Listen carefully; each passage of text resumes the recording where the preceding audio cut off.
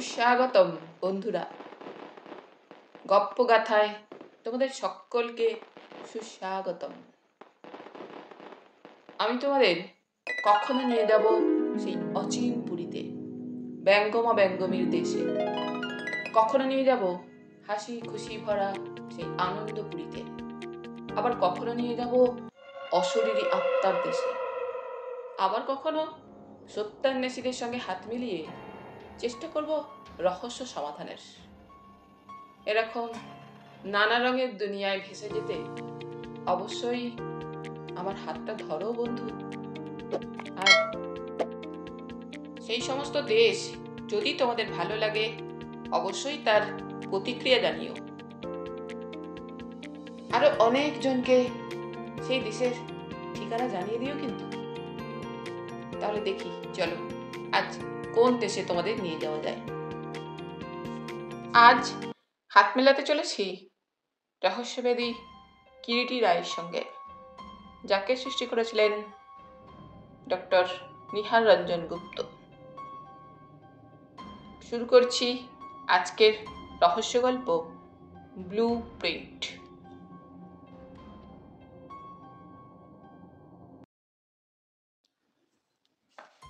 নীল রুমাল হত্যা রহস্যের উপর যবনিকাপাত করবার পর দুটো দিনও কিরিটি একটু হাত পা ছড়িয়ে বিশ্রাম নিতে পারে না। আবার দিল্লির স্বরাষ্ট্রমন্ত্রীর দপ্তরে সেক্রেটারি মিস্টার সিংহের কাছ থেকে জরুরি ট্রাঙ্ক কল এলো। Mister Roy speaking.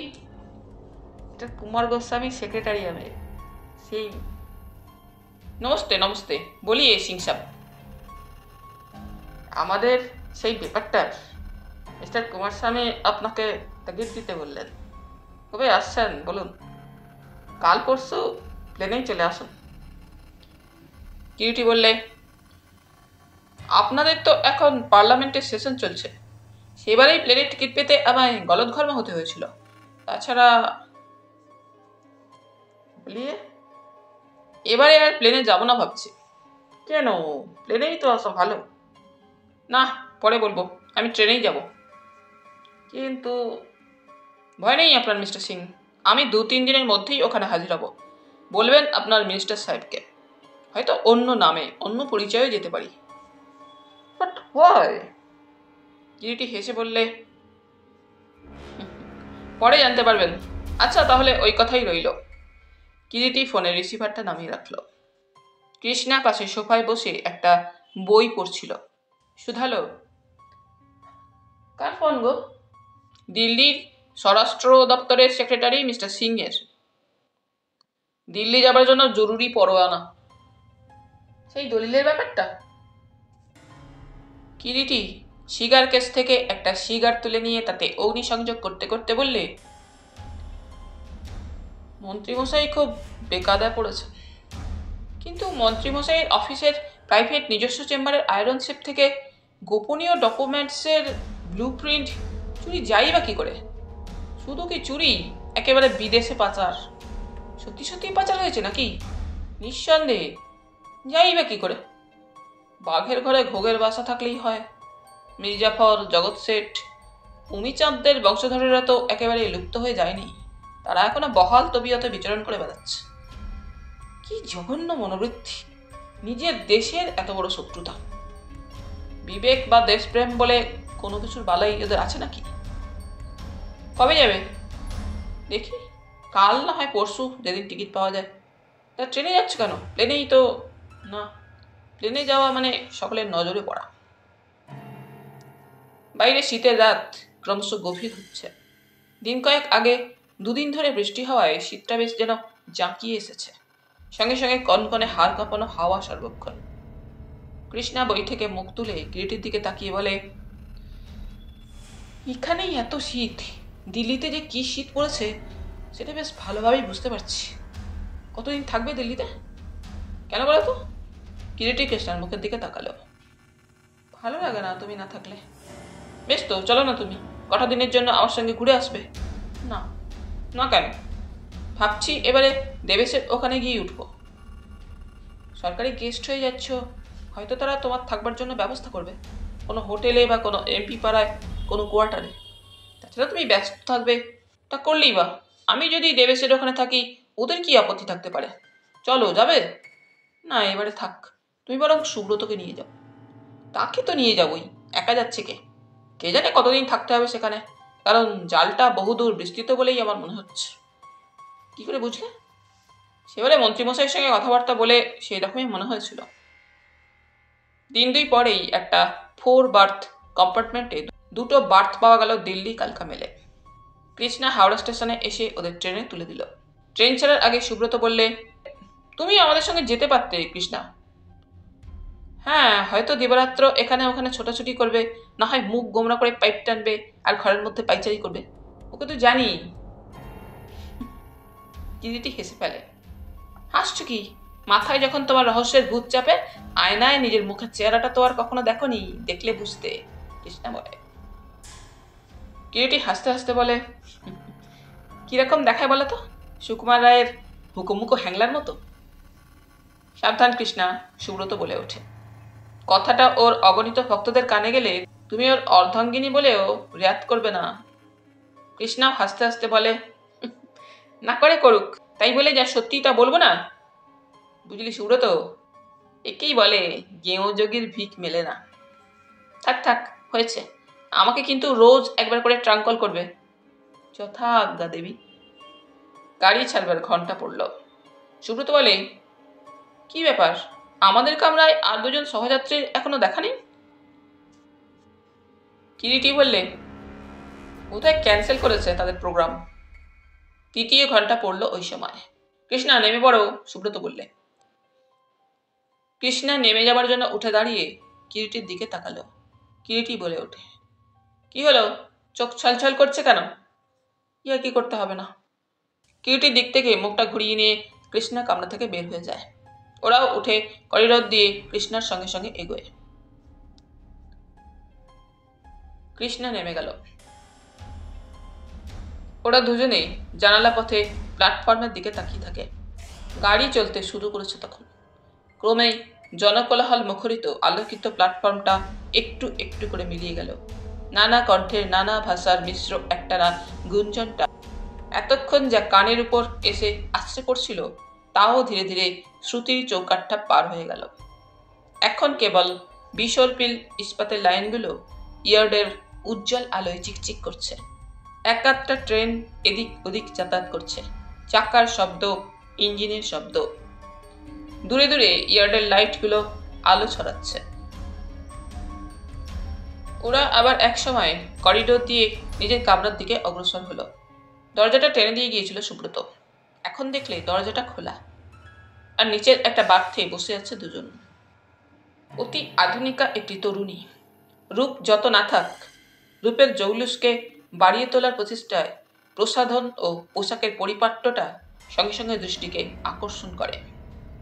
পরনে দামি সিল্কের শাড়ি, ডিপ মেরুন কালারের অনুরূপ জামা গায়ে, বগল পর্যন্ত কাটা হাতা, হাতে ছগাছি করে সোনার চুড়ি আর রিস্ট ওয়াচ। বয়স 30-এর নিচে নয় বলেই মনে হয়। কপালে একটা সিঁদুরের বা কুমকুমের টিপ থাকলেও সিঁথিতে এয়তির কোনো চিহ্ন নেই, অথচ দেখলে বাঙালি বলেই মনে হয়। হাতে ধরা একটা ইংরেজি ফিল্ম ম্যাগাজিন দৃষ্টিপাতেই নিবদ্ধ। পাশে একটা হ্যান্ডব্যাগ পড়ে আছে, ম্যানিকিওর করা আঙুলের দীর্ঘ নখগুলো।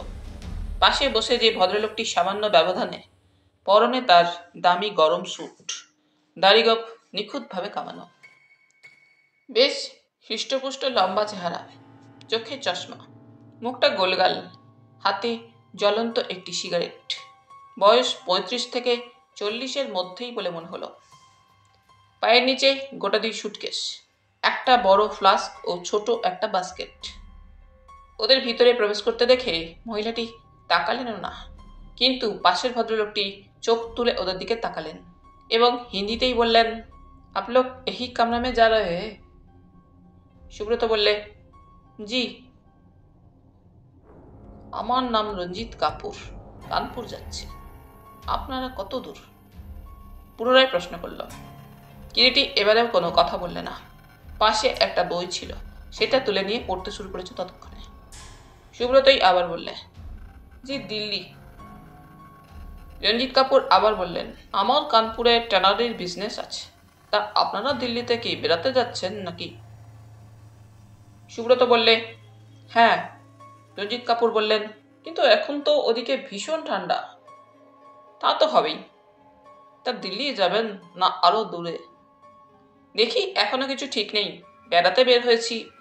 আর উনি? কিরিটির দিকে ইঙ্গিতে তাকিয়ে প্রশ্ন করলেন রঞ্জিত কাপুর। উনিও আমার সঙ্গে চলেছেন।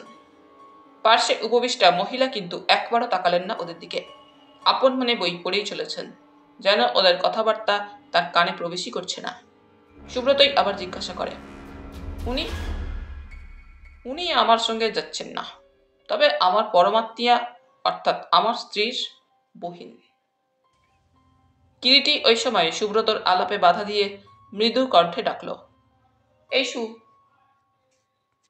কি রে, একটু চলে আয় না। এই যে। সুব্রত উঠে দাঁড়িয়ে উপরের বাঁক থেকে বাস্কেটটা নামিয়ে তার থেকে দুটো গ্লাস, সোডার বোতল ও ওল্ড স্মাগলারের শিশিটা বের করলো। দুটো গ্লাসে হুইস্কি ঢেলে সোডা মিশিয়ে একটা গ্লাস কিরিটিকে দিল, অন্যটা নিজে নিল। তারপর হঠাৎ কি ভেবে কাপুরের দিকে তাকিয়ে বললে, Mister Kapoor, like to have some drink? Of course. Subrata আর একটা গ্লাস বের করছিল, কিন্তু মিস্টার কাপুর নিজেই তার বাস্কেটটা টেনে খুলে একটা গ্লাস ও ভ্যাট 69-এর বোতল বের করলেন। তারপর গ্লাসটা সুব্রতর দিকে এগিয়ে দিলেন।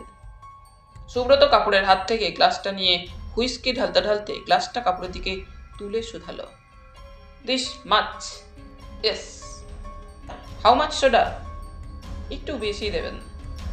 সুব্রত গ্লাসে সোডা মিশিয়ে গ্লাসটা এগিয়ে দিল কাপুরের দিকে। কাপুর বুক পকেট থেকে একটা সিগারেট কেস বের করলেন। তারপর নিজে একটা সিগারেট নিয়ে কেসটা সুব্রতর দিকে এগিয়ে ধরলেন। Cigarette? No thanks. What about it? Kapoor কেসটা এবারে কিরিটির দিকে এগিয়ে ধরলেন। Oh thanks. আপনার চলে না? চলে, তবে সিগার। বলে কিরিটি পকেট থেকে একটা চামড়ার সিগার কেস বের করে তার থেকে একটা সিগার নিয়ে অগ্নিসংযোগ করতে উদ্যত হলো। তখনও সে তার গ্লাসে ওষ্ঠ স্পর্শ করেনি। ভদ্রমহিলা কিন্তু একইভাবে তার হাতের ম্যাগাজিনটা পড়ে চলেছিলেন। এতক্ষণ ওদের দিকে তাকানো নেই। হঠাৎ কিরিটি ভদ্রমহিলার দিকে তাকিয়ে বললে, আমরা কোনো অসুবিধা করছি না তো? ভদ্রমহিলা চোখ তুললেন, চোখে মুখে একটা চাপা হাসির বিদ্যুৎ যেন। না না, ক্যারি অন। পরিষ্কার শুদ্ধ ইংরাজি ও বাংলা উচ্চারণ। বাংলা শুনেই কিরিটির মনে হলো ভদ্রমহিলা বাঙালি। তাছাড়া এসবে আমি খুবই অভ্যস্ত। আবার হাসলেন ভদ্রমহিলা। হঠাৎ সুব্রতর কি হলো, বললে, কিন্তু কেমন যেন বিশ্রী লাগছে। না না, তাতে কি হয়েছে? আপনাদের কিন্তুর কোনো প্রয়োজন নেই। আমাদের ওই কাপুর সাহেবটির জন্য আমরা ও ব্যাপারে রীতিমতো অভ্যস্ত হয়ে গিয়েছি। স্মিত কণ্ঠে কথাগুলো বললেন ভদ্রমহিলা, কিন্তু চোখে মুখে তার সেই চাপা হাসির বিদ্যুৎ খেলছিল।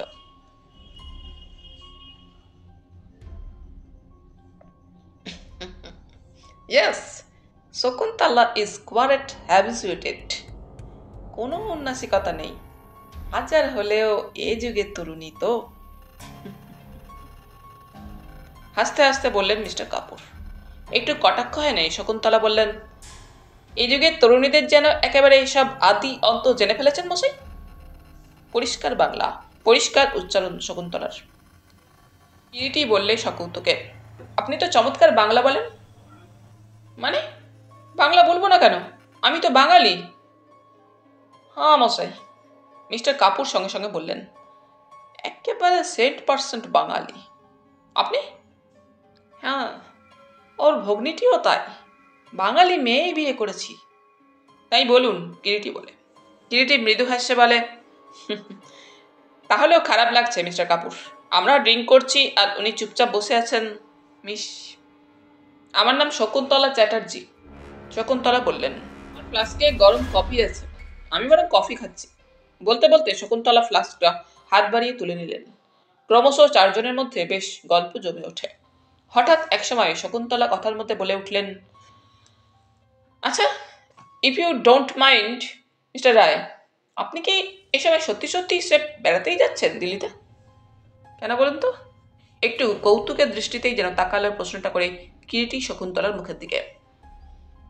কারণ ঠিক যেন বিশ্বাস করতে পারছি না। কেন বিশ্বাস করতে পারছেন না কেন? আপনার মতো লোক বিনা প্রয়োজনে এই প্রচন্ড শীতে দিল্লিতে যাচ্ছেন? আমার মতো লোক? আপনি আমাকে চেনেন নাকি? কিরিটি তাকালো কথাটা বলে শকুন্তলার মুখের দিকে, তার দু চোখে শানিত দৃষ্টি। আপনাকে কে চেনে না বলুন? কিরিটি রায়কে চেনে না? তারপরে একটু মৃদু হেসে শকুন্তলা বললেন, দেখেই আপনাকে আমি চিনেছিলাম। কিরিটি প্রত্যুত্তরে নিঃশব্দে মৃদু হাসল। কিন্তু সত্যি বলুন না, কেন এ সময় দিল্লি যাচ্ছেন? অনুমান করুন না। কেমন করে অনুমান করব? কেন পারেন না? হঠাৎ যেন একটু থতমত খেয়েই শকুন্তলা কিরিটির মুখের দিকে কয়েক মুহূর্তের জন্য তাকালেন। তারপর মৃদু হেসে বললেন, পারছি না। থট রিডিং করুন। ও বিদ্যে আমার জানা নেই। আপনার আছে নাকি? সকৌতুকে তাকালেন শকুন্তলা কিরিটির মুখের দিকে। তার দুই চোখে সেই চাপা হাসির বিদ্যুৎ যেন ঝিলিক টানছে। বলুন তো আমি এই মুহূর্তে কি ভাবছি? শকুন্তলা প্রশ্ন করেন। আপনি ভাবছেন? বলুন বলুন না। গলায় শকুন্তলার আবদারের সুর যেন একটা। সুব্রত ও রঞ্জিত কাপুর কিরিটির মুখের দিকে চেয়ে আছে তাদের আলোচনা ভুলে। কাপুর না বুঝতে পারলেও সুব্রত যেন স্পষ্ট দেখতে পায় কিরিটির চোখের তারায় কেবল কৌতুকই নয়, সেই কৌতুকের পেছনে ঝিলিক দিচ্ছে আরও একটা কিছু। আপনি ঠিক এই মুহূর্তে ভাবছেন? ইস, বলুন। যে কাজের জন্য আপনি চলেছেন তা খুব সহজ হবে না, তাই নাকি? খিলখিল করে হেসে উঠলেন শকুন্তলা। কামরার মধ্যে যেন হাসিটা মিষ্টি জলতরঙ্গের মতো ছড়িয়ে পড়ল। শকুন্তলা বললেন, ভুল। ভুল? হ্যাঁ, কারণ কোনো কাজের জন্যই আমি। তবে এই সময় আপনি দিল্লি চলেছেন কেন? দিল্লি? কে বলল? আমি তো কানপুর চলেছি। যাচ্ছিলেন দিল্লি, তবে আপাতত ভাবছেন কানপুরেই ব্রেক জার্নি করবেন। ব্রেক জার্নি করবো কানপুরে? হ্যাঁ। শকুন্তলা আবার পূর্বের মতো হেসে উঠলেন। বললেন, কানপুরেই যাচ্ছি। আমার দিল্লি যাবার আপাতত কোনো প্রোগ্রামই নেই। Most diplomatic. কি বললেন? কিছু না, তবে এটা জানি। কি জানেন? দিল্লিতে আবার আমাদের দেখা হবে। তা যদি হয়তো মিস্টার রায় সত্যি খুব খুশি হব। আমিও। কিরিটি হাসতে হাসতে বললে। ট্রেনের গতি বাইরে মন্দীভূত হয়ে আসছিল ইতিমধ্যে। সহসা কিরিটি প্রসঙ্গান্তরে চলে গেল। বললে, সুব্রত, বোধহয় বর্ধমান এসে গেল গাড়ি। সত্যিই বর্ধমানে। স্টেশন ইয়ার্ডের আলো চলমান গাড়ির জানালা পথে সকলের চোখে পড়ে। গাড়ির গতি আরো মন্দীভূত হয়ে আসছে। কিরিটি উঠে দাঁড়ালো। চল সুব্রত। কাপুর জিজ্ঞাসা করলেন, কোথায় চললেন মিস্টার রায়? ডাইনিং সেলুনে যাচ্ছি। যাবেন নাকি? হ্যাঁ, যাবো বইকি। আপনারা এগোন, আমরা আসছি। গাড়ি ধীরে ধীরে আলোকিত প্ল্যাটফর্মে ইন করেছে। কিরিটি আর সুব্রত কামরা থেকে বের হয়ে গেল। ডাইনিং সেলুনে বেজায় ভিড়। টেবিলে টেবিলে যাত্রীরা সব বসে, কেউ খাচ্ছে, কারো খাওয়া শেষ। এবারে অনেকেই উঠবে। কাঁটা চামচের ঠোংঠাং শব্দ, বহু কণ্ঠের মৃদু গঞ্জন আর সিগারেটের ধোঁয়া। অনেকেই হাওড়া থেকে ডাইনিং সেলুনে উঠেছিল। তারা উঠে পড়ে। কোণের একটা টেবিলে গিয়ে দুজনে গিয়ে বসল। বসতে বসতে সুব্রত বলে, কৃষ্ণাও টিফিন ক্যারিয়ারে প্রচুর খাবার দিয়ে দিয়েছে, তবে আবার এখানে এলি কেন? কিরিটি যেন কি ভাবছিল। সুব্রতর প্রশ্নের কোনো জবাব দেয় না। খাবারগুলো নষ্ট হবে না, কাল খাওয়া যাবে, কিরিটি বললে। বেয়ারা এসে দাঁড়ালো অর্ডার নেবার জন্য। সুব্রত বললে, কি অর্ডার দেবো বল? যা খুশি দে না। সুব্রতই তখন মেনু দেখে খানার অর্ডার দিল। বেয়ারা চলে গেল। কিরিটি কাঁচের জানালা পথে বাইরের আলোকিত প্ল্যাটফর্মের দিকে চেয়ে থাকে। তুই যে কিছু ভাবছিস মনে হচ্ছে কিরিটি। তোকে একটা কাজ করতে হবে সুব্রত। কি বল? কানপুরে তোকে ব্রেক জার্নি করতে হবে। সুব্রত চমকে যেন কিরিটির মুখের দিকে তাকালো। ওরা কোথায় যায়, কোথায় ওঠে তোকে জানতে হবে। তারপর আমার অনুমান যদি মিথ্যা না হয়, পরের ট্রেনেই হয়তো ওরা দিল্লি যাবে। ওদের তুই ফলো করবি। করবো, কিন্তু দিল্লিতে গিয়েও তুই ওদের ফলো করে ওরা কোথায় ওঠে জানাবি। তারপর তোর সঙ্গে কোথায় কন্ট্যাক্ট করব? দেবেশের ওখানে। ওকে আমি বলে রাখবো। ঠিক আছে, কিন্তু খুব সাবধান। মীনাক্ষী অত্যন্ত ধূর্ত ও সজাগ। মীনাক্ষী? ওর আসল নাম শকুন্তলা নয়, মীনাক্ষী। কি করে জানলি? ওর হাতের মিনা করা আংটিটা বা হাতের অনামিকায় লক্ষ্য করলে দেখতে পেতিস। সুব্রত কোনো কথা বলে না। কিরিটি একটু হেসে বলে, ও বুঝতে পারেনি, কিন্তু আমি ওকে গাড়ির কামরায় দেখেই চিনেছিলাম। I met her before. কোথায়? দিল্লিতে। দিল্লিতে? হ্যাঁ, মিস্টার সিং এর সঙ্গে গতবার যখন দিল্লিতে যাই, আমেরিকান কনসুলেটে একটা ককটেল পার্টিতে ওকে দেখেছি। সত্যি? হ্যাঁ, তাছাড়া। কিন্তু কিরিটির কথা বলা হলো না। বেয়ারা ওই সময় খানা নিয়ে এলো। ট্রেন ততক্ষণে আবার চলতে শুরু করেছে। রাত প্রায় 10:45। ডাইনিং স্যালুন প্রায় খালি হয়ে এসেছে তখন। কয়েকটা টেবিলে সামান্য কয়েকজন যাত্রী এদিক ওদিক ছড়িয়ে তাদের রাতের খানা শেষ করে কফির পেয়ালা নিয়ে বসেছে। কারো কারো সেই সঙ্গে চলছে ধূমপান। দ্রুত ধাবমান মেল ট্রেনের কাঁচের জানালা পথে শীতের স্তব্ধ রাত্রির চতুর্দশীর চাঁদের আলো যেন অলসভাবে গা এলিয়ে পড়ে আছে। মধ্যে মধ্যে এক একটা স্টেশন মেল গাড়িটা অতিক্রম করে চলেছে। স্টেশনের আলো চকিতে যেন দেখা দিয়ে আবার দৃষ্টিপথের আড়ালে চলে যাচ্ছে। ওরা দুজনেও ইতিমধ্যে খানা শেষ করে কফি নিয়ে বসেছিল। বেয়ারারা একে একে টেবিল পরিষ্কার করে ডিশ, প্লেট, কাঁটা, চামচ তুলে নিয়ে যাচ্ছে। কেবল তারই মৃদু শব্দ মধ্যে মধ্যে শোনা যায়। যে সময়ের কথা বলছি তখনও করিডোরে ট্রেনের প্রচলন হয়নি। কাজেই খানা শেষ হয়ে গেলেও গাড়ি আসানসোল না পৌঁছানো পর্যন্ত ওদের ডাইনিং গাড়ি থাকতে হবে। কিরিটি? ওই রঞ্জিত কাপুর লোকটা, ওকে দেখেছিস আগে? মীনাক্ষীর ভগ্নিপতি? না, তবে যে সম্পর্কটার কথা ওদের পরস্পরের বললে, সেটাও আমার সত্য বলে মনে হয় না। আমারও তাই মনে হচ্ছে, কিন্তু আমি ভাবছি অন্য কথা। কি? তোর ব্যাপারটা ওদের জানা। নিঃসন্দেহে। যেভাবেই হোক প্রতিপক্ষ টের পেয়েছে যে আমি দিল্লি কেন যাচ্ছি এবং কবে কখন যাচ্ছি। তোর অনুমান যদি সত্যি হয় তো তাই দেখতে পাচ্ছি। যে কারণে প্লেনে না গিয়ে ট্রেনে চলেছি সেটা দেখছি মাঠেই মারা গেল। আমার মনে হয় গতবার যখন তুই দিল্লি গিয়েছিলি তখনই ওরা জানতে পেরেছিল কোনো মতে। কিরিটি কোনো জবাব দিল না। সে যেন কি ভাবছিল। সুব্রত আবার বললে, ওদের অজ্ঞাতে ব্যাপারটা থাকলে তুই হয়তো কাদের কিছুটা সুবিধা পেতিস।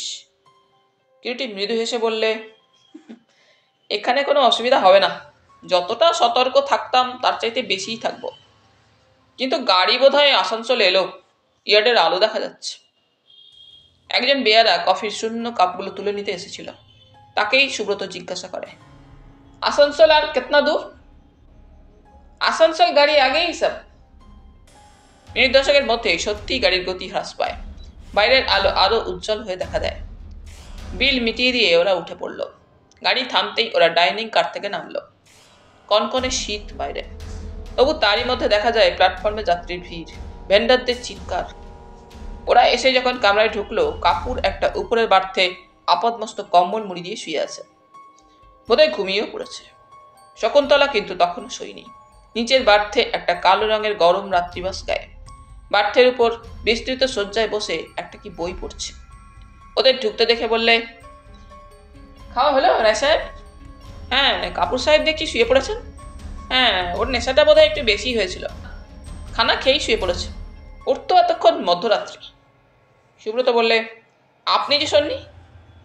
ট্রেনে চট করে আমার ঘুম আসে না। সুব্রত তার সুটকেস খুলেই রাত্রিবাসটা বের করে কামরা থেকে বের হয়ে গেল। রাত্রিবাস গায়ে চাপিয়ে সুব্রত মিনিট 15 বাদে যখন কামরায় ফিরে এলো, কিরিটি উঠে দাঁড়ালো হাতে রাত্রিবাসটা নিয়ে। কিরিটির রাত্রে স্নান করা অভ্যাস, তাই সে কি গ্রীষ্ম কি শীত, স্নান না করলে রাত্রে তার ঘুমই হয় না। ফিরে এসে দেখলো কিরিটি সুব্রত শুয়ে পড়েছে আগাগোড়া কম্বলটা মুড়ি দিয়ে। শকুন্তলাও শুয়ে পড়েছে। রাত তো অনেক হয়েছে। কিরিটি বার্থে উঠে আলোটা নিভিয়ে দিয়ে গায়ে কম্বলটা টেনে দিল। চলন্ত ট্রেনে কিরিটিরও তেমন বড় একটা ভালো ঘুম কোনোদিনই হয় না। তবু সেই চোখ বুজে ঘুমোবার চেষ্টা করে। ঘুমিয়েই পড়েছিল কিরিটি। যখন ঘুম ভাঙল চারিদিকে বেশ আলো ফুটে উঠেছে। কামরার বদ্ধ কাচের শার্সি ভেদ করে কামরার মধ্যে আলো এসে পড়েছে, তবে সেটা খুব স্পষ্ট নয়, ঝাপসা ঝাপসা। বালিশের উপর থেকে মাথাটা সামান্য তুলে নিচের দিকে তাকালো। ট্রেনের গতি তখন ক্রমশ হ্রাস হয়ে আসছে। ট্রেন বোধ করি মোগল সরাইয়ে এলো। গরম ড্রেসিং গাউনটা গায়ে জড়িয়ে কিরিটি উপরের বার্থ থেকে নিচে নামল। নিচের দুটো বার্থে শকুন্তলা আর সুব্রত ঘুমোচ্ছে। উপরের বার্থে ঘুমোচ্ছে কাপুর। স্টেশন ইয়ার্ডে অনেক আলো দেখা যাচ্ছে। কিরিটি চায়ের পিপাসা বোধ করে। বাথরুমে গিয়ে হাত মুখ ধুয়ে কামরার মধ্যে যখন কিরিটি ফিরে এলো, দেখল কামরার মধ্যে একমাত্র সুব্রত ছাড়া অন্য দুজন নেই। মোগল সরাই স্টেশনে ট্রেন থেমেছে। কিরিটি বাইরে গিয়ে দুজনের মতো চায়ের অর্ডার দিয়ে যখন কামরার মধ্যে ফিরে এলো, দেখল কাপুর আর শকুন্তলা বসে চা পান করছে। সুব্রত তখনও ঘুমোচ্ছে। শকুন্তলা আর রঞ্জিত কাপুর দুজনেই বলল, good morning Mister Roy. Good morning. চা চলবে নাকি? শকুন্তলা সুধা। আপনারা খান, আমি চায়ের কথা বলে এসেছি। সুব্রত কম্বলের তলা থেকেই কথা বলে ওঠে। বলেছিস? তোর ঘুম ভাঙলো? কিরিটি প্রশ্ন করে। অনেকক্ষণ। বেলা 2টো নাগাদ ট্রেন কানপুরে এসে পৌঁছায়। কথা ছিল শকুন্তলা একাই কানপুরে নেমে যাবে, কিন্তু রঞ্জিত কাপুরও নেমে গেল। সুব্রত প্রস্তুত হয়েই ছিল। ওরা গাড়ি থেকে নামার কিছু পরেই সুব্রত সুটকেসটা নিয়ে গাড়ি থেকে নেমে গেল। কিরিটি একাই গাড়ির কামরায়, আর কোনো যাত্রী ছিল না। ট্রেন ছাড়ার পর কিছুক্ষণ কিরিটি চলন্ত গাড়ির জানালা পথে বাইরের দিকে তাকিয়ে থাকে। তারপর সকালে এলাহাবাদ স্টেশনে কেনা সংবাদপত্রটা টেনে নেয় আবার, নতুন করে চোখ বুলাবার জন্য। দ্বিতীয় পৃষ্ঠা উল্টাতেই হঠাৎ একটা ভাঁজ করা কাগজ বের হয়ে পড়ল। একটু কৌতূহলের বশেই ভাঁজ করা কাগজটা খুলে ধরতেই কিরিটি যেন একটা চমক অনুভব করে। ভাঁজ করা কাগজ মাত্র নয়, একটা চিঠি, সংক্ষিপ্ত ইংরেজিতে লেখা। বেশ পরিষ্কার করে গোটা গোটা ইংরেজিতে লেখা। লেখাগুলো সামান্য যেন কেঁপে কেঁপে গিয়েছে। মিস্টার রায়, যারা আপনাকে ডেকে পাঠিয়েছেন তারা যেমন আলেয়ার পিছনে ছুটছেন, আপনাকেও ঠিক তেমনি ছুটে মরতে হবে। আপনার ক্ষমতা আছে আমরা জানি, কিন্তু পেনিট্রেশন করার চেষ্টা করলে বিপদকেই ডেকে আনা হবে জানবেন। আর তাছাড়া যে কাজের জন্য আপনি যাচ্ছেন সেটা এখন সকলেরই নাগালের বাইরে চলে গিয়েছে। এক্স। কিরিটি বার 2-3 আগাগোড়া চিঠিটা পড়ল। হাতের লেখা থেকে ঠিক স্পষ্ট বোঝা যায় না হাতের লেখাটা মেয়ের না পুরুষের। খানিকটা মেয়েলি ধাঁচের লেখা বটে, আবার পুরোপুরি মেয়েলিও নয়। পুরুষের হাতের লেখাও হওয়া আশ্চর্য নয়। বেশ তাড়াতাড়ি লেখা হয়েছে, কিন্তু লেখাটা কখন কাগজের মধ্যে এলো? চিঠিটা ভাঁজ করে পকেটে রেখে দিল কিরিটি। এখন আরো স্পষ্ট বোঝা যাচ্ছে ব্যাপারটা সত্যিই খুব সহজ নয়। দপ্তর থেকে যে গোপনীয় দলিলটা চুরি গিয়েছে সেটার মূল্য বা গুরুত্ব সম্পর্কে এখনো বিশেষ কিছু জানে না কিরিটি। তবে দলিলটার যে বিশেষ একটা মূল্য আছে সেটা সে বুঝেছিল। নচেত অন্তত সে ব্যাপারে দিল্লিতে তার ডাক পড়ত না, এবং সংশ্লিষ্ট দপ্তরও অতখানি উদ্বিগ্ন হয়ে উঠত না। বিশেষ করে আলোচনারই সুযোগ পায়নি গতবারে কিরিটি, এবং এটাও সে বুঝতে পারছে। দলিলটা চুরি যাওয়ার ব্যাপারে সরকার পক্ষ যে তার সাহায্যের জন্য তাকে আহ্বান জানিয়েছেন সেটা অন্তত প্রতিপক্ষের অজানা নেই আস। অতএব তাকে এবারে খুব সাবধানে অগ্রসর হতে হবে। সকালের দিকে কিরিটি দিল্লি স্টেশনে অবতরণ করল। তাকে নিয়ে যাওয়ার জন্য হয়তো গাড়ি এবং লোক এসেছিল, কিন্তু কিরিটি সে সম্পর্কে কোনো খোঁজখবরই নিল না। স্টেশন থেকে বের হয়ে একটা ট্যাক্সি নিয়ে ট্যাক্সিওয়ালাকে বলল সোজা রায় সিনহা রোডে যেতে। মনে মনে স্থির করেছিল যে সোজা গিয়ে আপাতত তার বন্ধু দেবেশের ওখানেই উঠবে, তারপর অবস্থা বুঝে ব্যবস্থা। কিরিটি যখন গিয়ে দেবেশের ওখানে পৌঁছল, দেবেশ তখনও অফিসে বের হয়নি। নিজের বাংলোতে তার অফিস ঘরে বসে কাজ করছিল। গেটের ভিতর দিয়ে ট্যাক্সি ঢোকার শব্দে দেবেশ বের হয়ে আসে। কিরিটিকে ট্যাক্সি থেকে নামতে দেখে দেবেশ রীতিমতো বিস্মিতই হয়। কিরিটি, তুই? এলাম বেড়াতে কটা দিনের জন্য, চল ভিতরে যাওয়া যাক। বলতে বলতে দুইজনে এসে দেবেশের অফিস ঘরে ঢুকলো। তারপর কি ব্যাপার, এই শীতের সময় হঠাৎ রাজধানীতে? চেয়ারে বসতে বসতে কিরিটি বললে, কেন, শীতের সময় তোদের রাজধানীতে আসা বারণ নাকি? তা নয়, তবে কি? সত্যি বলতো ব্যাপারটা কি? তুই সত্যি সত্যি বেড়াতে এসেছিস? বিশ্বাস করতে পারছিস না? ঠিক তাই, এসেছি কেন নিশ্চয়ই তুই জানবি। তার আগে একটু চায়ের ব্যবস্থা কর। তোর গিন্নি কোথায়? সে তো এখানে নেই। নেই? না, মাসখানেকের জন্য কলকাতা গিয়েছে। বলতে বলতে দেবেশ কলিং বেল বাজাল। বেয়ারা রামলাল এসে ঘরে ঢুকল। রামলাল। জি সব। চা নিয়ে আয়। রামলাল চলে গেল। 2-1 দিন থাকবি না আজই চলে যাবি? দেবেশ শুধায়। দিন 10-12 হয়তো থাকবো। সঙ্গে মালপত্র কিছু নেই? একটা সুটকেস আর একটা হোলডল। একটু পরে রামলাল চা নিয়ে এলো। দুই বন্ধুতে চা পান করতে করতে আবার কথা হয় এবং তখনই কিরিটি সংক্ষেপে তার দিল্লি আগমনের কারণটা দেবেশকে খুলে বলে। কিন্তু ব্যাপারটা টপ সিক্রেট। ভয় নেই তোর, এখান থেকে তোর সিক্রেট বের হবে না। হাসতে হাসতে দেবেশ বললে, জানি। শোন, তোকে একটা কাজ করতে হবে। কি বল? প্রতাপ সিংকে তুই জানিস নিশ্চয়ই? একজন প্রতাপ সিংকে জানি, প্রতিরক্ষা দপ্তরের সেক্রেটারি। কিন্তু কেন বলতো? লোকটা কিন্তু বিশেষ সুবিধার নয়। আর কোনো প্রতাপ সিং কেউ কোনো দপ্তরের সেক্রেটারি আছে নাকি? আর একজন প্রতাপ সিং আছে, তবে সে প্রতাপ সিং নয়। প্রতাপ সিং রামস্বামীর সেক্রেটারি তো? হ্যাঁ, তিনিই বটে। তাকে একবার এখন ফোনে পাওয়া যাবে? তা হয়তো যেতে পারে।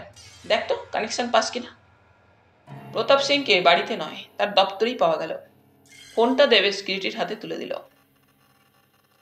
মিস্টার সিং, গুড মর্নিং, আমি রায়। মিস্টার রায়? কখন এলেন? কোন ট্রেনে না প্লেনে এলেন? সকালের ট্রেনেই এসেছি। আমার লোক আর গাড়ি গিয়ে ফিরে এলো। তারা বললে আপনাকে খুঁজে পেল না। ইচ্ছা করেই ধরা দিইনি। বুঝেছি। তো এখন কোথা থেকে কথা বলছেন? কোথায় উঠেছেন? সাক্ষাতে সব জানাবো। আপনার সঙ্গে কখন কোথায় দেখা হতে পারে বলুন মিস্টার সিং। বলেন তো এই মুহূর্তে হতে পারে, গাড়ি পাঠাতে পারি। আপনি তো জানেন how we are anxious to meet you. ঠিক আছে, এখন বেলা 10:45।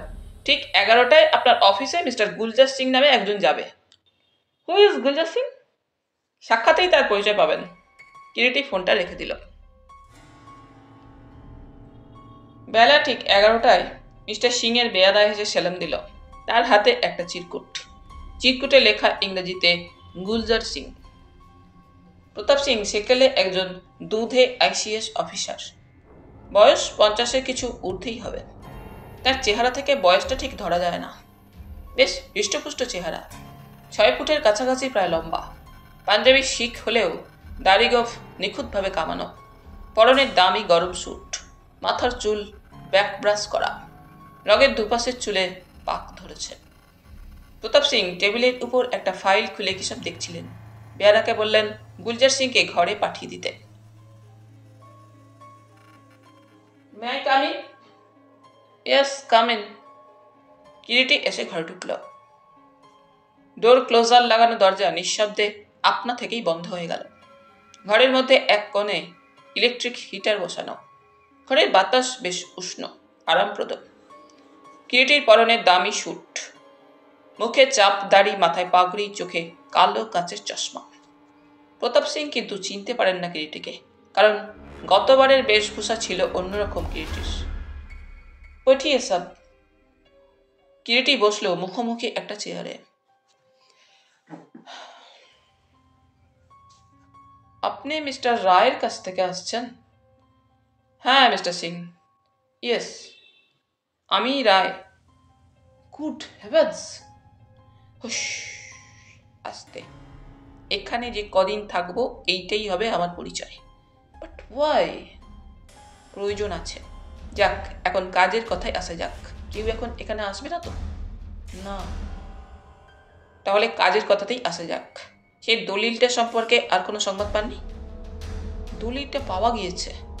গিয়েছে? হো, কোথায় পেলেন? যে আয়রন সেফ থেকে খোয়া গিয়েছিল তার মধ্যে পাওয়া গিয়েছে। বলেন কি? কবে পেলেন? 1-2 হলো। কিন্তু আপনি তো আমাকে ফোনে সে কথা জানাননি। না, জানাইনি। তার কারণ কি বলেন তো? কারণ যারা সেটা চুরি করেছিল তারা সম্ভবত একটা ব্লু প্রিন্ট তারা করে নিয়েছে। সত্যি? হ্যাঁ, তবে তবে কি? এবারে আপনাকে বলেছিলাম, সেটা হয়তো বিদেশে পাচার হয়ে গিয়েছে, কিন্তু আমরা ভালো করে সংবাদ পেয়েছি, এখনো সেটা পাচার করতে পারিনি। Are you sure? নচেত বলবো কেন? মন্ত্রীমশাই আছেন এখন অফিসে? আপনার জন্য অপেক্ষা করছেন, তাকে আপনার কথা জানিয়েছি। তাহলে একবার চলুন, তার ঘরে যাওয়া যাক। এখনই যাবেন? হ্যাঁ, চলুন। দুজনে অতঃপর সিংয়ের ঘর থেকে বের হয়ে একটা লম্বা করিডর অতিক্রম করে প্রতিরক্ষা মন্ত্রীর দপ্তরের সামনে এসে দাঁড়ালো। দরজার গায়ে লাল বাতি জ্বলছে। এনগেজড। দরজার সামনে টুলের উপরে যে বেয়ারা বসেছিল, সেই সিংকে দেখে উঠে দাঁড়িয়ে সেলাম দেয়। ঘরে কে আছে ব্রিজনাথ? সাহেবের পার্সোনাল স্টেনো। সাহেব কি সব যেন ডিকটেশন দিচ্ছেন। আপনি একটু দাঁড়ান, আমি দেখি। প্রতাপ সিং দরজা ঠেলে ঘরে ঢুকে গেল। মিনিট দুয়েক বাদে একটি অতি আধুনিকা তরুণী হাতে কতকগুলো কাগজপত্র নিয়ে বের হয়ে গেল কিরিটির পাশ দিয়ে। কিরিটি যেন তরুণীটিকে দেখেও দেখে না, সে মুখটা ঘুরিয়ে নেয়। প্রতাপ সিং দরজা খুলে কিরিটিকে ভিতরে আসতে আহ্বান জানালো। কিরিটি ভিতরে প্রবেশ করল। চমৎকারভাবে সাজানো গোছানো ঘরটি কিরিটির অপরিচিত নয়। ইতিপূর্বে দিল্লিতে এলে ওই ঘরের মধ্যেই মন্ত্রীমশাইয়ের সঙ্গে তার আলাপ আলোচনা হয়েছিল। প্রতাপ সিং বোধহয় আগেই কিরিটির ব্যাপারটা রামস্বামীকে জানিয়ে দিয়েছিল। রামস্বামী তাকে সাদর আহ্বান জানালেন। বি সিটেড প্লিজ মিস্টার রায়। কিরিটির সামনের চেয়ারটায় বসে।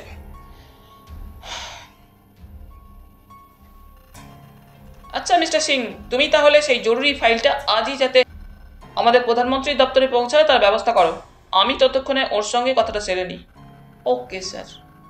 প্রতাপ সিং ঘর থেকে বের হয়ে গেল। আপনি এসে গেছেন মিস্টার রায়। আমি যেন বেঁচেছি। কি অসহ্য উদ্বেগের মধ্যে দিয়ে যে দিনরাত কাটছে। আপনার সেক্রেটারির মুখে শুনলাম আসল ডকুমেন্টটা পেয়ে গিয়েছেন, কিরিটি বললে। তাতেই তো আরও আমার মাথা ঘুরতে শুরু করেছে, রামস্বামী বললেন। ঠিক যেখানে ছিল অ্যারন শেপে, ঠিক সেখানেই পেয়েছেন কি ডকুমেন্টটা? হ্যাঁ হ্যাঁ, তাই। এক্স্যাক্টলি হোয়ার ইট ওয়াজ। আরও নতুন করে গোলমাল দেখা দিয়েছে ওই দলিলটা আবার ফিরে পাওয়াতেই। কেন? প্রধানমন্ত্রীর ধারণা কি বুঝতে পারছেন না? যদিও রাদার ফ্যান্টাস্টিক। তাহলে তার ধারণা যারা হাত সাফাই করেছিল তারা নিশ্চয়ই তার একটা ব্লু প্রিন্ট করে নিয়েছে। কিরিটি মৃদু কণ্ঠে বললে, তার ধারণা মিথ্যা নাও হতে পারে। হয়তো সত্যিই সেটার একটা ব্লু প্রিন্ট করে নিয়ে দলিলটা আবার যথাস্থানে রেখে গিয়েছে। কথাটা বলতে বলতে হঠাৎ যেন কিরিটি থেমে গেল। মনে হলো তার মাথার মধ্যে হঠাৎ যেন কোনো একটা চিন্তা এসে উঁকি দিয়েছে। কি ভাবছেন মিস্টার রায়? কিছু না। আচ্ছা মিস্টার রামস্বামী, বলুন, দলিলটা যে চুরি গিয়েছিল ব্যাপারটা কে কে জেনেছিল বলুন তো? ব্যাপারটা প্রথম থেকেই, বুঝতেই তো পারছেন, সিক্রেট ও কনফিডেন্সিয়াল রাখা হয়েছে। তবু কে কে জানতো? প্রধানমন্ত্রী, আমি আর আমার চিফ সেক্রেটারি প্রতাপ সিং ছাড়া আর কেউ জানে না। প্রতাপ সিংকে নিশ্চয়ই আপনি খুব বিশ্বাস করেন? Oh sure. He is above all suspicion. তা বলছিলাম, বলুন, দলিলটা যখন পেয়ে গিয়েছেন তখন কি আর আমার কোনো প্রয়োজন আছে? কি বলছেন মিস্টার রায়? দলিলের কপি যখন করে নিয়েছে সেটা পাচার হবেই ভারতবর্ষ থেকে। দলিলটা অত্যন্ত ইম্পর্ট্যান্ট।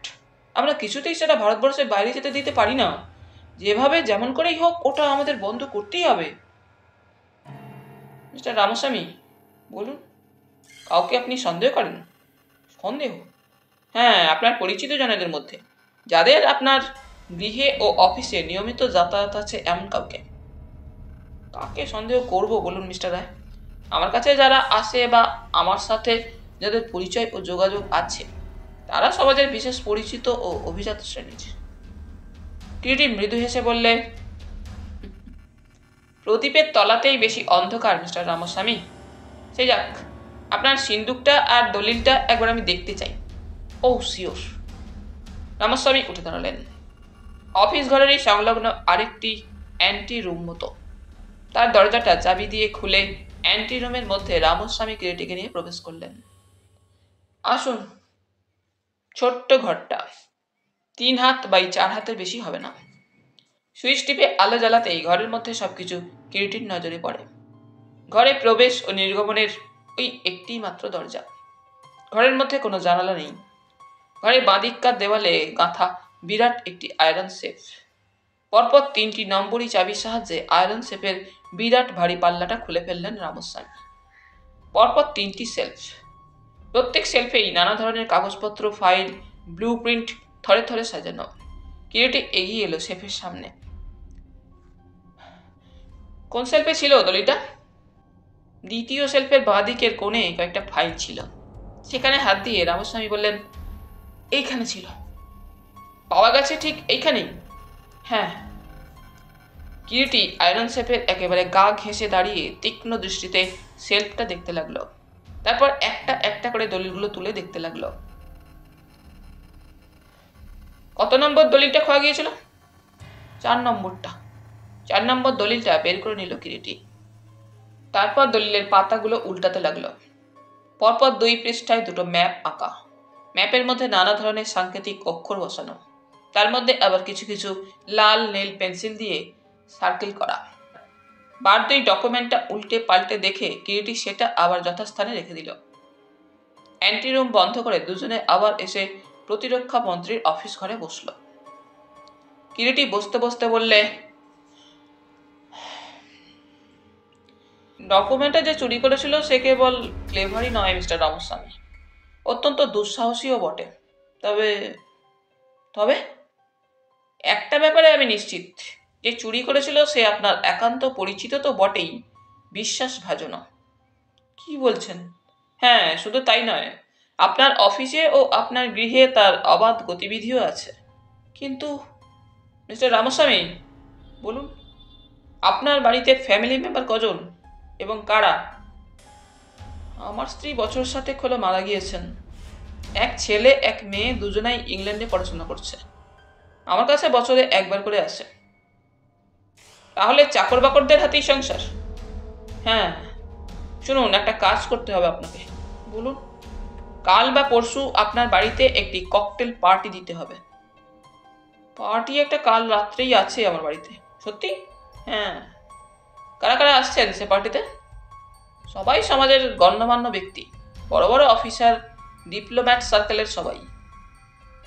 যেমন সব এসে থাকেন। তা পার্টি কখন? সন্ধ্যা 7:30 থেকে শুরু হবে। মধ্যরাত পর্যন্ত চলবে বোধহয়। তা চলবে। একটা কথা। বলুন। আমি যাব আপনার পার্টিতে, কিন্তু আমার পরিচয়টা যেন যথাসাধ্য গোপন থাকে। আপনি যেমন বলবেন মিস্টার রায়, তেমনই হবে। তারপরে একটু থেমে মন্ত্রীমশাই বললেন, আপনার ব্যক্তিগত সিকিউরিটির জন্য যদি কোনো প্রহরার প্রয়োজন বোধ করেন তো আমাকে জানাতে কোনো রকম দ্বিধাবোধ করবেন না মিস্টার রায়। না, সেরকম কিছু আপাতত আমার প্রয়োজন নেই। গাড়ি চাই না আপনার? না। কোথায় উঠেছেন? রায়সিনহা রোডে। আপনার থাকার তো আমি ভালো ব্যবস্থা করেছিলাম। তার প্রয়োজন নেই। ঠিক আছে, কিছু দরকার হলে সিংকে বলবেন, জানাবো। এখন তাহলে আমি উঠব। কিরিটি মন্ত্রীমশাইয়ের কাছ থেকে বিদায় নিয়ে ঘর থেকে বের হয়ে এলো। বিকেলের দিকে সুব্রত এলো। দেবেশ তখনও অফিস থেকে ফেরেনি। শীতের বেলা ইতিমধ্যেই ম্লান হয়ে এসেছিল। দেবেশের বসবার ঘরে চা পান করতে করতে দুজনের মধ্যে কথাবার্তা হয়। তারপর তোর কি খবর বল সুব্রত? খবর বিশেষ কিছুই নেই। স্টেশন থেকে বেরোনো পর্যন্ত ওদের আমি ফলো করেছিলাম। তারপর? কিন্তু স্টেশনের বাইরে একটা গাড়ি ওদের জন্য অপেক্ষা করছিল। দুজনে সে গাড়িতে চেপে হাওয়া হয়ে গেল। ওদের অনুসরণ করতে পারলি না? বিরাট সুপার লাক্সারি কার। গাড়িটার নম্বর ছিল দিল্লির। তাহলে তারা সোজা দিল্লিতেই এসেছে। কতকটা যেন আত্মগতভাবেই কথাটা বললে কিরিটি। ওই সময় বেয়ারা রামলাল এসে বললে, সাহেব অফিস থেকে ফোন করেছেন। কাকে? রায় সাহেবকে ডাকছেন। কিরিটি উঠে গিয়ে ফোনটা ধরল। কে? কিরিটি? হ্যাঁ, কি ব্যাপার? বাড়ি পাঠিয়ে দিচ্ছি, চলে আয়। কোথায়? আয় না। কিরিটির মনে হলো দেবেশ যেন কোনো মতে কথা কটা বলেই ফোনের কানেকশনটা কেটে দিল। ঘরে ফিরে আসতে সুব্রত সুধায়, দেবেশবাবু ফোন করেছিলেন কেন? বুঝলাম না ঠিক, বললে গাড়ি পাঠাচ্ছে, কোথায় যেন যেতে হবে। কোথায়? তা তো কিছু বললো না। দেবেশবাবু জানেন কেন তুই এখানে এসেছিস? হ্যাঁ বলেছি। কিরিটির পরনে একটা গরম পায়জামা পাঞ্জাবি ও গায়ে শাল ছিল। সে তাড়াতাড়ি জামা কাপড় বদলে প্রস্তুত হয়ে নিল। একটু পরেই গেট দিয়ে একটা গাড়ি ঢুকছে। হেডলাইট জ্বালিয়ে দেখা গেল। গাড়ির আলোটা জানালার বদ্ধ কাচের শার্সির উপর দিয়ে ঘুরে গেল। ওই গাড়ি বোধহয় এসে গেল, চলি।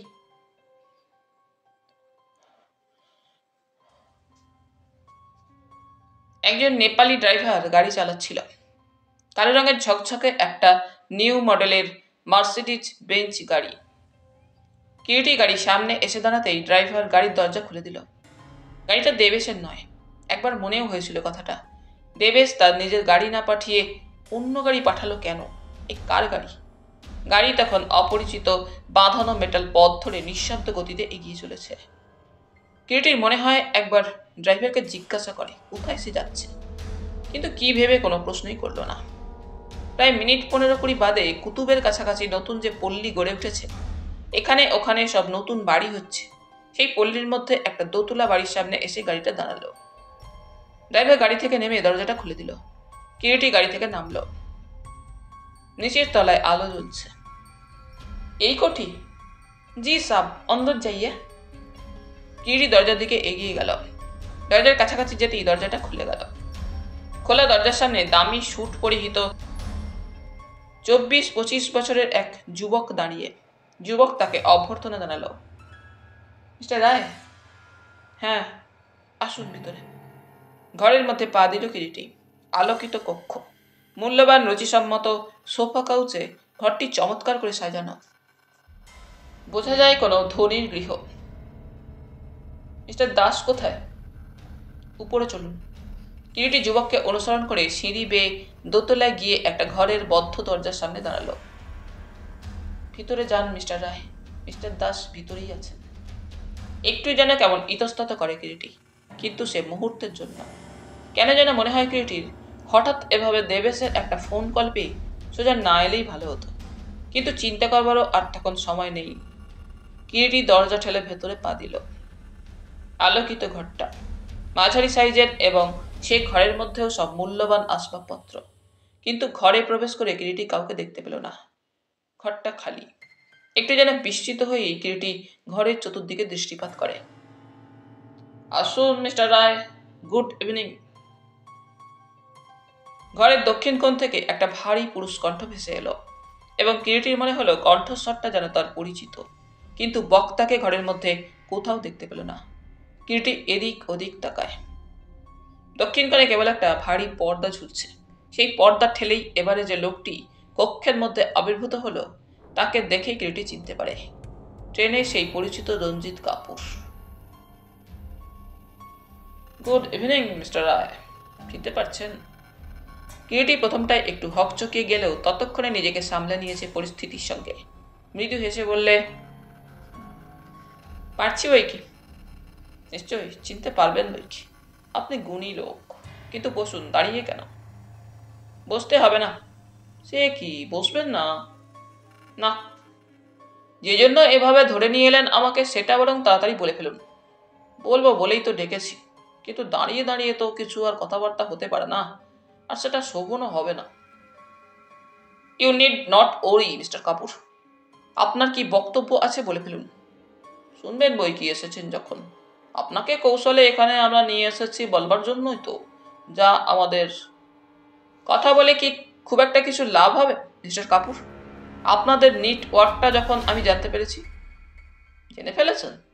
জেনেছি বই কি। তাই বলছিলাম, আপনার মতো একজন কাট আউট, অর্থাৎ দ্বিতীয় বা তৃতীয় ব্যক্তির সঙ্গে কথা বলে কি আমার বিশেষ কিছু লাভ হবে? আপনি বরং আপনার বড় কর্তা স্টেশন চিফকে ডাকুন। স্টেশন চিফকে ডাকবো? হ্যাঁ, তাই বুদ্ধিমানের কাজ হবে নাকি? যদি কিছু ডিলে আসতে হয় তাহলে স্বয়ং খুদ কর্তা বা স্টেশন চিফের সঙ্গে কথাবার্তা বলা ভালো। তার সামান্য একজন এজেন্ট বা ইনফরমারের সঙ্গে কথা বলে সময় নষ্ট করে লাভ কি? আমারও সময়ের মূল্য আছে। আপনি আমার সঙ্গে কথা বলতে পারেন। রঞ্জিত কাপুরের গলার স্বরটা বেশ যেন গম্ভীর শোনালো। করতে পারি বলছেন? হ্যাঁ। বেশ, তবে বলুন আপনি আপনার কি বক্তব্য আছে? আমার বক্তব্যটা তো আপনার অজানা নয় মিস্টার রায়। ভয় দেখিয়ে আমাকে যে সুবিধা খুব একটা হবে না সেটাও অন্তত আশা করি মিস্টার কাপুর বুঝতে পেরেছেন। রঞ্জিত কাপুর স্থির দৃষ্টিতে কয়েকটা মুহূর্ত চেয়ে রইল কিরিটির মুখের দিকে। তারপর বললে, বেশ, তাহলে ডিলেই আসা যাক। কত টাকা পেলে আপনি এ রাস্তা থেকে সরে দাঁড়াবেন? আপনাদের অফারটা শুনি। 10,000। মাত্র 15,000? 15,000? বেশ, 25,000। কেমন, ডিল ক্লোজড?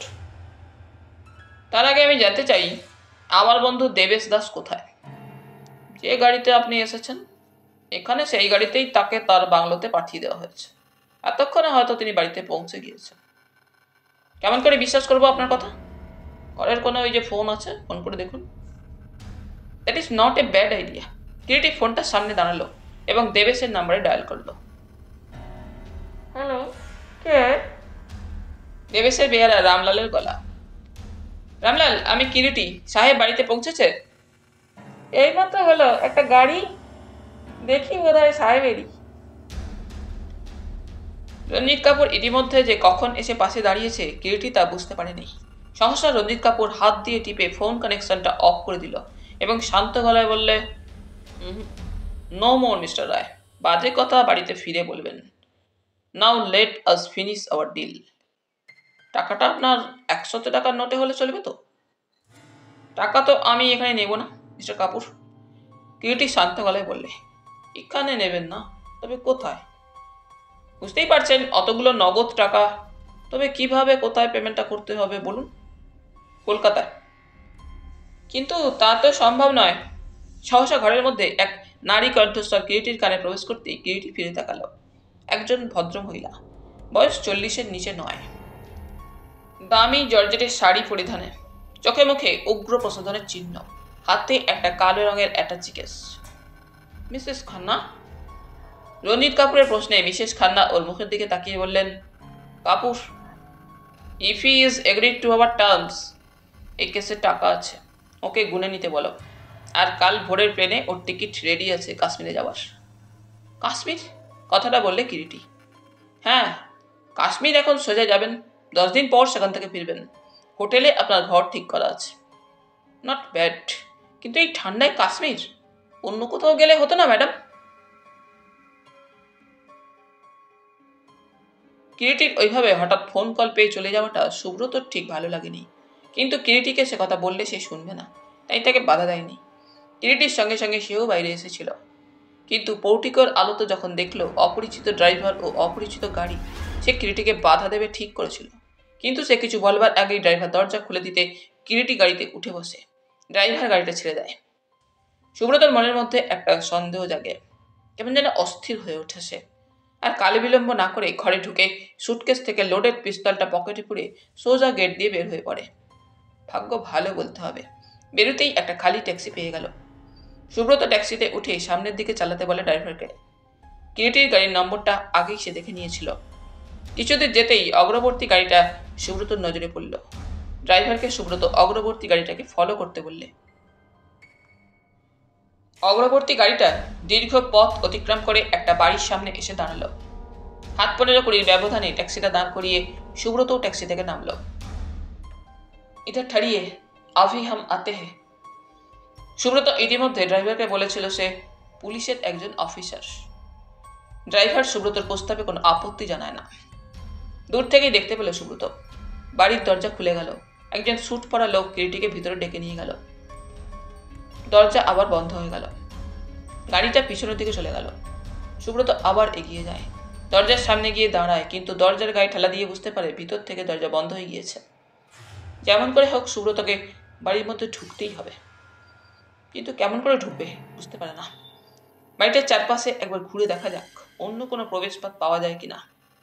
সুব্রত বাড়ির পিছন দিকে এগোলো। বাড়িটা বোধ হয় মাত্র কিছুদিন হলো শেষ হয়েছে। চারিদিকে এখনো রাবিশ, ভাঙা ইটের টুকরো, লোহার রড, স্টোন চিপস ছড়ানো। অন্ধকার রাত, ভালো কিছু দেখাও যায় না। সন্তর্পণে পা ফেলে ফেলে এগোয় সুব্রত। হঠাৎ থমকে দাঁড়ালো। হাত 10 দূরে সেই গাড়িটা দাঁড়িয়ে আছে। খোলা একটা দরজা পথে বাইরে আলো এসে পড়েছে খানিকটা। গাড়ির সামনে বোধহয় ড্রাইভারটা দাঁড়িয়ে। কি এখন করা যায় ভাবছে সুব্রত। এমন সময় হঠাৎ ওর নজরে পড়লো দুজন লোক দুপাশ থেকে একজন স্যুট পরিহিত ভদ্রলোককে ধরে ধরে গাড়ির সামনে নিয়ে এলো। লোকটি মনে হয় ঠিক সুস্থ নয়, কেমন যেন টলছে। পাশেই গ্যারেজ মতো একটা ঘর। সুব্রত এগিয়ে গেল নিঃশব্দে গ্যারেজের পিছনে। ড্রাইভার ও অন্য দুজন লোক সেই লোকটিকে গাড়ির মধ্যে তুলতে ব্যস্ত।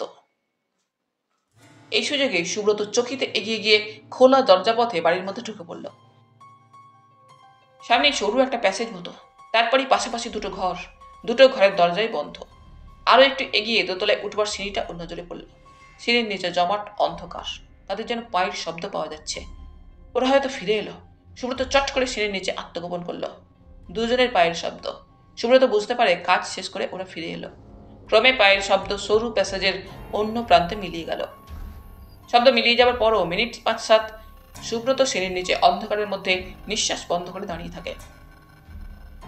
কোনো দিকে কোনো আর শব্দ নেই। সুব্রত সিঁড়ির নিচ থেকে বের হয়ে সিঁড়ি দিয়ে পা টেপে টেপে উপরে উঠে যায়। শেষ ধাপে সবে পা ফেলেছে, নজরে পড়ল ওর একটা ঘরের ভেজানো দ্বারপথে ঈষৎ আলোর আভাস। নিঃশ্বাস বন্ধ করে সুব্রত এগিয়ে যায়। কিরিটির গলা ওর কানে আসে। আপনাদের এই অফারটা শুনি। কে যেন বললে 10,000। কিরিটির জবাব, মাত্র। সুব্রত বুঝতে আর বাকি থাকে না কিরিটি শত্রুর ফাঁদে পা দিয়েছে। দরজার গা ঘেঁষে গিয়ে দাঁড়ায় সুব্রত। প্যান্টের পকেটে হাত ঢুকিয়ে লোডেড পিস্তলটার ট্রিগারটা চেপে ধরে। ভাগ্যে সে পিস্তলটা সঙ্গে এনেছিল। কিরিটির গলার স্বরটা কানে আসে। নট ব্যাড, কিন্তু এই ঠান্ডায় কাশ্মীরে অন্য কোথাও গেলে হতো না ম্যাডাম? রঞ্জিত কাপুরের গলার স্বর। শুনুন মিস্টার রায়, আপনার সঙ্গে যোগ করার মতো প্রচুর সময় আমাদের হাতে নেই। আমরা আমাদের অফার আপনাকে দিয়েছি। Now you decide. দরাম করে ঘরের ভেজানো দরজাটা খুলে গেল। চকিতে সেই শব্দে রঞ্জিত কাপুর, সেই ভদ্রমহিলা ও কিরিটি ফিরে তাকালো দরজার দিকে। দরজার উপরে দাঁড়িয়ে সুব্রত, হাতে ধরা তার pistol. Don't try to move Mister Kapoor. এটার 6টা চেম্বারই ভর্তি। ঘটনার আকস্মিকতায় সেই মহিলা ও রঞ্জিত কাপুর দুজনাই বিমূঢ় বিহবল, বোবা যেন। কিরিটি, ওদের বডি সার্চ করে দেখ কোনো আগ্নেয়াস্ত্র আছে কিনা। রঞ্জিত কাপুরের পকেটে পিস্তল পাওয়া গেল। আগে সুব্রত বের হয়ে গেল। পশ্চাতে কিরিটি ঘর থেকে বের হয়ে চকিতে ঘরের দরজা বাইরে থেকে টেনে লক করে দেয়। El lock system. চাবিটা পকেটে ফেলে দেয় দরজা থেকে খুলে। তারপর দুজনাই ছুটে নিচে এসে ট্যাক্সিতে চেপে বসতে 5 মিনিটও লাগলো না। রায়সিনহা রোডে যখন ওরা ফিরে এলো, রাত তখন 11:45। দেবেশকে বাইরের ঘরেই পাওয়া গেল। একটা সোফার উপর সে শুয়ে, পাশে একজন ডাক্তার। রামলালও সেখানে উপস্থিত। আপনারা? ডাক্তার প্রশ্ন করেন। রামলাল বলে, সাহেবের দোস্ত। এসি। কি ব্যাপার ডাক্তার? মিস্টার দাসকে কোনো ঔষধ খাওয়ানো হয়েছিল বা ইনজেক্ট করা হয়েছিল? রামলালের টেলিফোন পেয়ে যখন আসলাম দেখি he was in a semi conscious stage.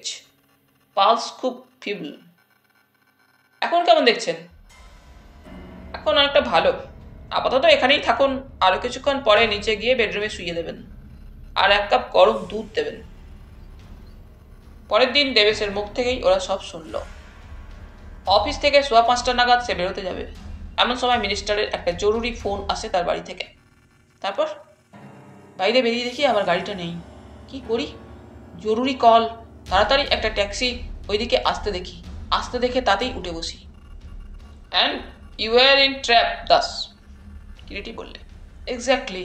ট্যাক্সিতে উঠতেই একজন at the point of a gun আমাকে চুপচাপ থাকতে বলে, এবার আমাকে নিয়ে একটা বাড়িতে গিয়ে তোলে। সেখানে আবার 2জন লোক ছিল। তারা at the point of a gun আমাকে দিয়ে তোকে ফোন করায়। কিন্তু তুই গেলে যে সেখানে বিপদে পড়বি কথাটা বলতে পারলাম না। বুঝতেই পারছিস আমার তখন কি অবস্থা। তুই গিয়েছিলি নিশ্চয়ই? হ্যাঁ, ভদ্রলোক ও ভদ্রমহিলার সঙ্গে কথাবার্তাও হয়েছে। ভদ্রমহিলা? হ্যাঁ, ম্যাডাম। তারপর? তারপর আর কি, মোটা টাকার অফার। বলিস কি? ডকুমেন্টে যে রীতিমতো মূল্যবান ছিল সেটা ভুলে যাস কেন? 25 পর্যন্ত উঠেছিল, হয়তো 50-এও রাজি হতো। তবে একটা ব্যাপারে আমি নিশ্চিত হয়েছি। কি? ডকুমেন্টের ব্লু প্রিন্টটা এখনো পাচার করতে পারেনি ওরা ভারতবর্ষ থেকে। কি করে বুঝলি? নচেত অত টাকা কি অফার করে? না, আমাকেই ধরে নিয়ে যাওয়ার চেষ্টা করতো। কিউটি, কি? আমার একটা কথা শুনবি? কি কথা? এই কেসটা ছেড়ে দে। পাগল নাকি? ওসব গ্যাং বড় সাংঘাতিক। হতে পারে, তবে ওরাও জানে কিরিটিকে। ভয় নেই বন্ধু, চল আজ একবার তোর গাড়ি নিয়ে গত রাত্রে পাড়াটা ঘুরে আসি। দুপুরে কিরিটি, সুব্রত ও দেবেশ বের হলো গাড়ি নিয়ে। কিন্তু সেই পাড়ায় গিয়ে গত রাত্রের বাড়িটা ওরা কিছুতেই স্পট আউট করতে পারল না। অনেক বাড়ি হচ্ছে, অনেকগুলো তৈরিও হয়ে গিয়েছে, কিন্তু সবই প্রায় এক প্যাটার্নের যেন। অনেকক্ষণ ধরে ওই তল্লাটে গাড়িতে ঘুরে ঘুরে আবার ওরা ফিরে এলো। সন্ধ্যায় মন্ত্রীর গৃহে ককটেল পার্টি। দুপুরে একবার কিরিটি বের হয়েছিল রামস্বামীর সঙ্গে দেখা করতে। তার অফিস চেম্বারে বসেই অনেকক্ষণ ধরে কথাবার্তা হলো। মন্ত্রীর ওখান থেকে ফিরতে কিরিটির বিকেল প্রায় 3:30 হয়ে গেল। দেবেশ ওই দিন অফিস যায়নি। ক্রমে দিনের আলো নেভে এলো, ছোট শীতের বেলা ফুরিয়ে এলো। মন্ত্রীমশাই বলেছিলেন তিনি তার গাড়ি পাঠাবেন, কিন্তু কিরিটি বলেছিল তার কোনো প্রয়োজন নেই। কটায় আসছেন মিস্টার রায়? ঠিক সময় যাব। রাত 9টা নাগাদ কিরিটি আর সুব্রত বের হলো বেশভূষা করে। দুজনারই মুখে চাপ দাড়ি, মাথায় পাগড়ি, পরনে দামি স্যুট। গুলজার সিং, হরবংশ সিং দেবেশের গাড়িতে করে বের হয়ে গেল। কর্নার প্লেসে এসে ওর গাড়ি ছেড়ে দিল। ড্রাইভারকে বলে দিল রাত 10টার পর যেন সে গাড়ি নিয়ে রামস্বামীর গৃহের সামনে গিয়ে ওদের জন্য অপেক্ষা করে। ওখান থেকে একটা ট্যাক্সি নিল ওরা। মন্ত্রীমশাইয়ের গৃহের সামনে যখন ওরা এসে পৌঁছালো, রাত তখন প্রায় 9:30। বাংলোর সামনে প্রচুর গাড়ি দাঁড়িয়ে। দোতলার হলঘরের পার্টির ব্যবস্থা হয়েছিল। ওরা যখন ঘরে গিয়ে ঢুকলো, মদের তখন যেন ফোয়ারা বয়ে চলেছে। তাই জনাত্রিশেক নানা বয়সী পুরুষ ও নারী, সব দেশের ডিপ্লোম্যাটরাই সেখানে ভিড় করেছে। ইউকে, আমেরিকা, ফরাসি, জার্মানি, যুগোস্লাভিয়া, কানাডা, জাপান, সব ফরেন অফিসের ডিপ্লোম্যাটরা এসেছে এবং সস্ত্রীক। গুনগুন একটা গুঞ্জন চলছে ঘরের মধ্যে। সিগারেটের ধোঁয়ায় যেন একটা কুয়াশা জমেছে। পূর্ব পরিকল্পনা মতো কিরিটি ও সুব্রত হল ঘরের মধ্যে ঢুকে দুজনে দুদিকে ছড়িয়ে যায়। রামস্বামীর দৃষ্টি সজাগ ছিল। কিরিটিকে দেখতে পেয়ে রামস্বামী এগিয়ে এলেন। Good evening mister Singh. Good evening. একজন বেয়ারা ট্রেতে করে হুইস্কি নিয়ে এলো। কিরিটি একটা গ্লাস তুলে নিল। আমার দিকে আপনি নজর দেবেন না mister Ramaswamy. You look after your guest. Ramaswamy চলে গেলেন। কিরিটি চারিদিকে তাকিয়ে দেখতে লাগলো এবং সে চমকে উঠল ভিড়ের মধ্যে শকুন্তলা অর্থাৎ মীনাক্ষীকে দেখে। শকুন্তলার পরিধানে আজ দামি শিফন, চোখে মুখে উগ্র প্রসাধনের প্রলেপ। সারা দেহে যৌবন যেন উপচে পড়ছে। রঞ্জিত কাপুরকে কিন্তু তাদের মধ্যে কোথাও দেখতে পেল না কিরিটি। কিরিটি শকুন্তলার উপরে দৃষ্টি রাখে। এক হাতে মদের গ্লাস, অন্য হাতে সিগারেট। বেশ স্বচ্ছন্দেই যেন ধূমপান করছে শকুন্তলা। হঠাৎ শকুন্তলার পাশে এসে দাঁড়ালো রামস্বামীর সেক্রেটারি মিস্টার সিং। দুজনে কথা বলতে বলতে ঘরের এক কোণে এগোতে থাকে। কিরিটি ওদের কাছাকাছি থাকবার চেষ্টা করে। হঠাৎ কিরিটির কানে এলো মিস্টার সিং বলছেন শকুন্তলাকে, মিস খাতুন, কালই তাহলে আপনি চললেন হংকং? ও ইয়েস। মিস খাতুন, তাহলে ভদ্রমহিলা হিন্দু নন, মুসলিম। কিরিটি কান খাড়া করে রাখে।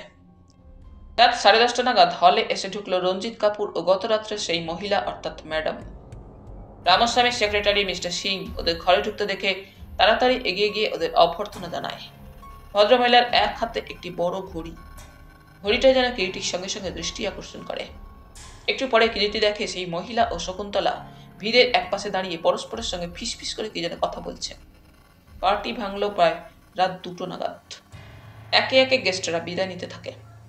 কিরিটি একসময় রামস্বামীর সামনে এসে ফিসফিস করে বলল একবার, পাশের ঘরে চলুন মিস্টার রামস্বামী, কয়েকটা কথা আছে। রামস্বামী কিরিটিকে নিয়ে তার বেডরুমে গিয়ে ঢুকলেন। কি কথা বলুন তো? মিস খাতুনকে আপনি চেনেন? ওই মীনাক্ষী খাতুন? হ্যাঁ চিনি, কেন বলুন তো? কতদিন থেকে ওকে চেনেন? তা বছর 2 হবে। কোথায় থাকেন উনি? কি করেন? কি করেন ঠিক জানি না, তবে সব অ্যাম্বাসিতেই ওর যাতায়াত আছে। উনি কাল হংকং যাচ্ছেন, তাই নাকি? হ্যাঁ, আপনাকে একটা সংবাদ নিতে হবে। কাল সকালে যেসব ইন্টারন্যাশনাল প্লেন ছাড়ছে তার মধ্যে কোন কোনটা হংকং টাচ করবে। ঠিক আছে, যদি পারেন তো আজ রাত্রে সংবাদটা আমাকে জানাবেন। জানাবো। ভোর 4টে নাগাদ টেলিফোন বেজে উঠল। কিরিটি জেগেই ছিল। উঠে গিয়ে ফোনটা ধরল। রামস্বামী স্পিকিং। মিস্টার রায়? হ্যাঁ আমি, বলুন। একটা থাই প্লেন কাল সকাল 9:30টায় ছাড়ছে, সেটা হংকং টাচ করবে। আর কোনো প্লেন? না। ঠিক আছে, আপনার ইন্টেলিজেন্স ব্রাঞ্চের অফিসারকে বলবেন তিনি যেন প্রস্তুত হয়ে সকাল 8:30 নাগাদ পালাম এয়ারপোর্টে উপস্থিত থাকেন। চতুর্বেদীকে তো আপনি চেনেন? হ্যাঁ, তাকেই বলবো থাকতে।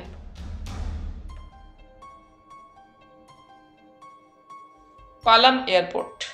বেলা 8টার আগেই কিরিটি এসে এয়ারপোর্টে উপস্থিত হলো সুব্রতকে নিয়ে। তার বেশভূষা আজ সম্পূর্ণ অন্যরকম, মরক্কো দেশীয় এক সুলতানের মতো। চোগা চাপগান, মাথায় হ্যাট, তার উপরে কালো মোটা কোট পেঁচানো, চোখে কালো চশমা। চতুর্বেদীকে দেখা গেল সে ইন্টারন্যাশনাল কাউন্টারের কাছেই রয়েছে। 8:25।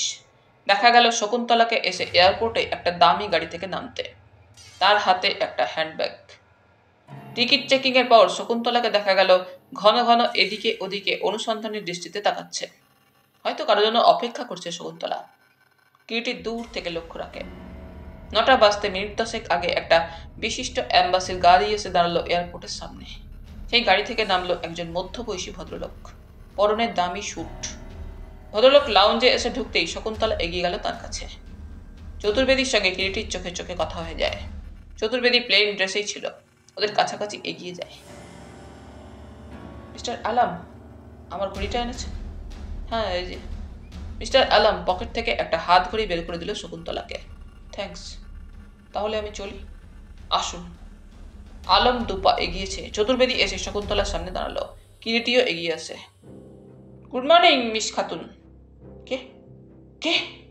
চমকে ফিরে তাকালো শকুন্তলা। আমি ইন্টেলিজেন্স সার্ভিসের লোক।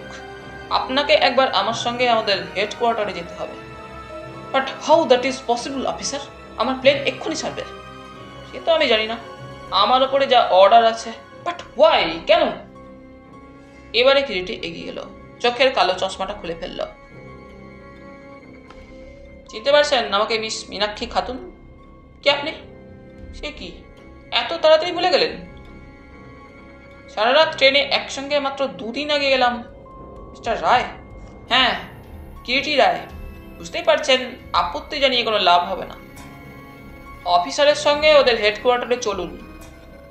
If you don't like to create a scene here at this airport, your game is up. কি বলছেন যাতা পাগলের মতো? চলুন হেডকোয়ার্টারে, সেখানেই সব জানতে পারবেন, চলুন।